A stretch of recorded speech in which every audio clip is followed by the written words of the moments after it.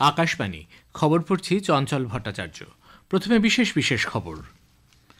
প্রধানমন্ত্রী ডিজিটাল জালিয়াতি, সাইবার অপরাধ ও কৃত্রিম বুদ্ধিমত্তার বিপদকে চ্যালেঞ্জকে সুযোগে রূপান্তরিত করার জন্য পুলিশ বাহিনীকে আমন্ত্রণ জানিয়েছেন।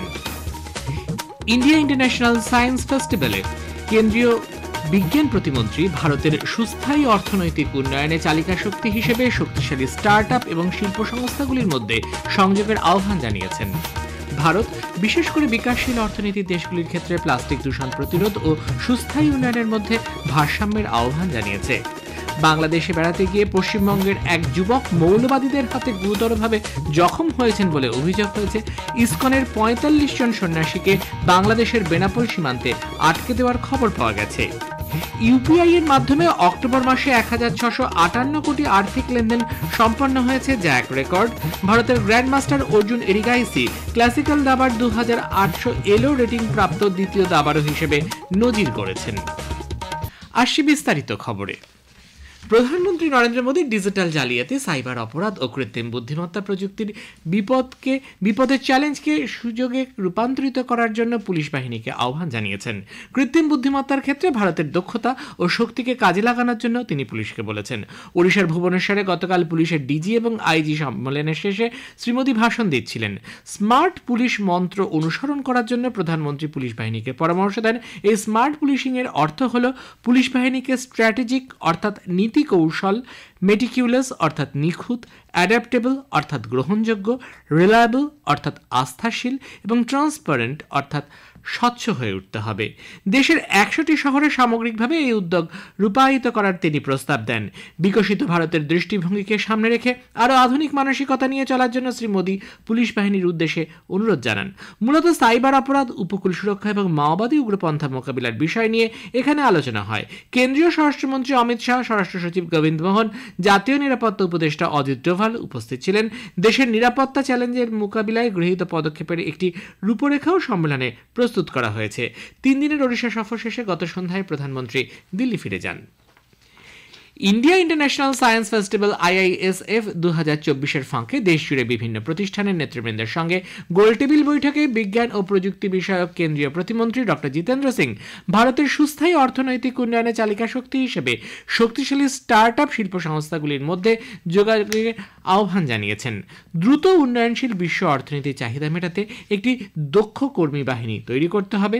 তিনি কৃত্রিম বুদ্ধিমত্তা বা artificial intelligence, internet of things IoT, quantum computing এবং গবেষণা ও শিক্ষা কার্যক্রমের সুস্থায়ী উৎপাদনের মতো অত্যাধুনিক প্রযুক্তিগুলির একত্রীকরণের আহ্বান জানান, যা ভারতের ভবিষ্যতের জন্য অপরিহার্য। মহাকাশ ক্ষেত্রে স্টার্টআপ, টিকা উন্নয়নের সাফল্য এবং ল্যাভেন্ডার উদ্ভাবন দেশের বৈজ্ঞানিক দক্ষতার সাক্ষ্য বহন করে। গোলটেবিল বৈঠকে বিভিন্ন গুরুত্বপূর্ণ গবেষণা প্রতিষ্ঠানের প্রধান, বিশ্ববিদ্যালয়ের উপাচার্য এবং শিল্প জগতের নেতৃবৃন্দ যোগদান করেন। অত্যাধুনিক প্রযুক্তির সঙ্গে ভারতের সমৃদ্ধ ঐতিহ্যগত জ্ঞানের মেলবন্ধন ঘটানোর ওপর এখানে গুরুত্ব দেওয়া হয়। ভারত প্লাস্টিক দূষণ প্রতিরোধ এবং সুস্থায়ী উন্নয়ন, বিশেষ করে উন্নয়নশীল অর্থনীতির দেশগুলির ক্ষেত্রে যথাযথ ভারসাম্য বজায় রাখার আহ্বান জানিয়েছে। দক্ষিণ কোরিয়ার বুসানে আন্তঃসরকারি আলোচনাকারী কমিটির ৫ম সম্মেলনের চূড়ান্ত অধিবেশনে ভারত প্লাস্টিকের কারণে দূষণের ভয়াবহ চ্যালেঞ্জের উপর আবারও জোর দিয়েছে। স্পষ্টভাবে জানানো হয়েছে পারস্পরিক আস্থা এবং প্রত্যেকের পরিস্থিতি বোঝা প্রয়োজন। প্রাথমিক প্লাস্টিক পলিমারের উৎপাদন নিয়ন্ত্রিত করার কোনো ব্যবস্থাকে ভারত সমর্থন করতে পারবে না। সদস্য রাষ্ট্রগুলির উন্নয়নের অধিকারও এর সঙ্গে জড়িত বলে ভারত মনে করে। কয়লা মন্ত্রক চলতি বছরের নভেম্বর মাসে ৯০.৬২ মিলিয়ন টন কয়লা উৎপাদনের মাইল ফলক ছুঁয়েছে। মন্ত্রক থেকে বলা হয়েছে, গত বছর এই সময়ে কয়লার উৎপাদন হয়েছিল ৮৪.৫২ মিলিয়ন টন। কয়লার উৎপাদন বৃদ্ধির হার ৭.২%। এদিকে ২০২৪-২৫ অর্থবর্ষের নভেম্বর পর্যন্ত দেশে মোট ৬২৮.০৩ মিলিয়ন টন কয়লা উৎপাদন করা হয়। গত অর্থবর্ষে এই সময় উত্তোলিত হয়েছিল ৫৯১.৩২ মিলিয়ন টন। উত্তোলন বৃদ্ধি পাওয়ায় দেশে এই মুহূর্তে কয়লার কোনো অভাব নেই। অন্ধ্রপ্রদেশ সরকার রাজ্যের বিচার বিভাগীয় আধিকারিকদের অবসরের বয়সসীমা ৬০ থেকে বাড়িয়ে ৬১ করেছে। রাজ্যের সংখ্যালঘু কল্যাণ বিষয়ক মন্ত্রী NMD ফারুক এই মর্মে সরকারি নির্দেশনামা জারি হওয়ার কথা ঘোষণা করেছেন।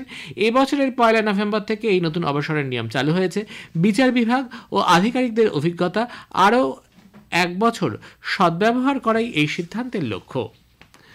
বন্ধুর আহ্বানে বাংলাদেশের ঢাকায় গিয়ে পশ্চিমবঙ্গের উত্তর 24 পরগনার বেলঘড়িয়ার এক বাসিন্দা মৌলবাদীদের হাতে গুরুতরভাবে জখম হয়েছেন বলে অভিযোগ উঠেছে। সায়ন ঘোষ নামে ওই যুবকের কাছ থেকে ঢাকার বাগানবাড়ি এলাকায় কিছু মৌলবাদী তার মোবাইল ফোন ও মানিব্যাগ কেড়ে নেওয়ার চেষ্টা করে। বাধা দিতে গেলে তার মাথা ও মুখে গুরুতরভাবে আঘাত ও বেধড়কভাবে মারধর করা হয় বলে তার অভিযোগ। তার বক্তব্য, ঢাকা পুলিশ তার কোনো অভিযোগ গ্রহণ করতে চায়নি। দেশে ফিরে আসার পথে গেদের ভারত বাংলাদেশ সীমান্তের কাস্টমস ও অভিবাসন দপ্তরে সায়ন অভিযোগ দায়ের করেন। তিনি বাংলাদেশ ডেপুটি হাই কমিশনে আজ অভিযোগ দায়ের করবেন বলে জানিয়েছেন। ইতোমধ্যেই বেলঘড়িয়া থানায় অভিযোগ দায়ের করা হয়েছে। কেন্দ্রীয় প্রতিমন্ত্রী ও বিজেপির পশ্চিমবঙ্গ সভাপতি সুকান্ত মজুমদার বিদেশ মন্ত্রকের কাছে বিষয়টি উত্থাপন করবেন বলে জানিয়েছেন। প্রদেশ কংগ্রেস বাংলাদেশ পরিস্থিতি নিয়ে উদ্বেগ প্রকাশ করেছে। পশ্চিমবঙ্গ প্রদেশ সভাপতি শুভঙ্কর সরকার বলেছেন, অন্য দেশের সংখ্যালঘু সম্প্রদায়ের ওপর আক্রমণ ও অন্যায় হলে বিদেশ নীতির একটি গুরুত্বপূর্ণ ভূমিকা থেকেই যায়। এদিকে ভারত বাংলাদেশ সীমান্তের বেনাপোল দিয়ে ইসকনের 45 জন সন্ন্যাসী ভারতে আসতে চাইলে তাদের বাংলাদেশে আটকে দেওয়া হয় বলে জানা গেছে। বেনাপোলে বাংলাদেশ অভিবাসন কার্যালয় থেকে তাদের ভারতে যাওয়ার অনুমতি দেওয়া হয়নি বলে খবর। অন্যদিকে বাংলাদেশে ইসকনের প্রাক্তন সদস্য সন্ন্যাসী চিন্ময় কৃষ্ণ দাসের গ্রেপ্তারির প্রতিবাদে এবং তার নিঃশর্ত মুক্তির দাবিতে গতকাল পশ্চিমবঙ্গের বিভিন্ন স্থানে প্রতিবাদ মিছিলের আয়োজন করা হয়।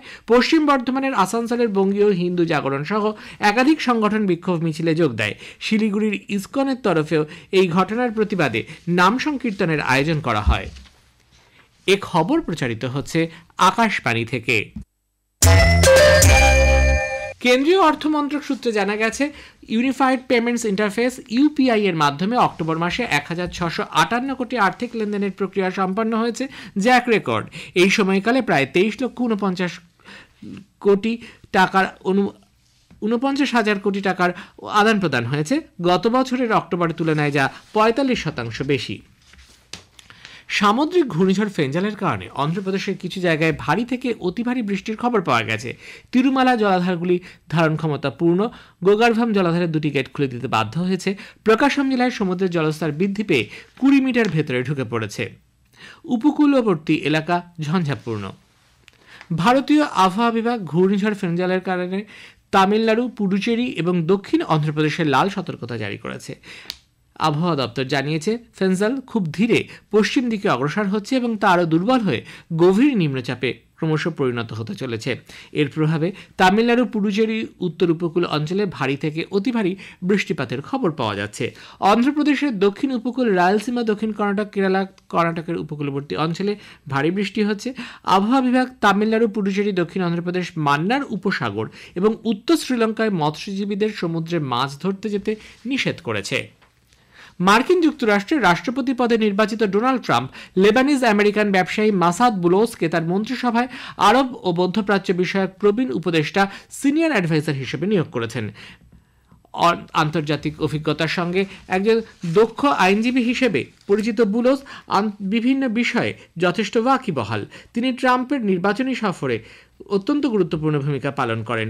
আরব আমেরিকান ভোটারদের মধ্যে জনসমর্থন গড়ে তুলতে তার যথেষ্ট ভূমিকা ছিল। পশ্চিম এশিয়ায় গাজায় ইসরায়েলি যুদ্ধ চলছে, আবার লেবাননে ইসরায়েল এবং হিজবুল্লাহর মধ্যে যুদ্ধবিরতি ফলপ্রসূ হচ্ছে না। সিরিয়ায় বাশার আল আসাদ সরকারের বিরুদ্ধে বিদ্রোহী বাহিনীর অগ্রসর হওয়ার খবর পাওয়া গেছে। এই পরিস্থিতিতে বুলোসকে নিয়োগ করা হলো।